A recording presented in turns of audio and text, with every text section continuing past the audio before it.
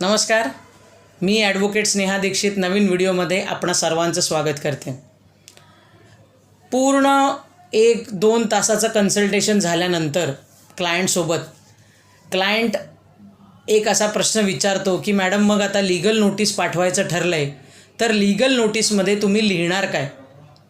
तर लक्षात घ्या, प्रत्येक वेळेला आरोपांनी भरलेली किंवा तू किती वाईट आहेस आणि मी किती चांगली आहे किंवा चांगला आहे अशा प्रकारची लीगल नोटीस पाठवण्याची काहीही आवश्यकता नसते.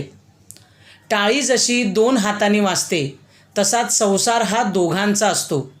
परंतु प्रत्येक वेळेला क्लायंट अशा आविर्भावात येतात की मी काय तो चांगला आहे आणि समोरची व्यक्ती वाईट आहे.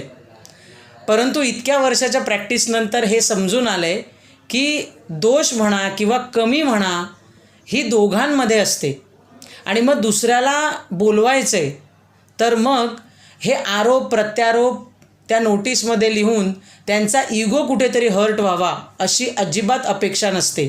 ॲज अ लॉयर म्हणून मी कधीही समोरच्याला फक्त ॲडव्होकेटला येऊन भेटण्याची ही अशी सिंपल न टोचणारी अशी एक लीगल नोटीस पाठवते.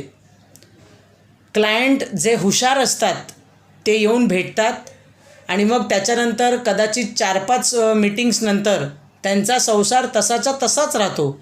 डायव्होर्सची घटस्फोटाची काही आवश्यकता भासत नाही. परंतु काही जणांनी जर ही नोटीस एकदम अशी ऑफेन्सिव्हली घेतली की अरे बापरे, समोरची व्यक्ती ॲडव्होकेटकडे गेली काय, ती माझ्या विरोधात अशी नोटीस लिहायची हिंमतच कशी करू शकते, तर मग गोष्टी खूप प्रमाणात बिघडतात.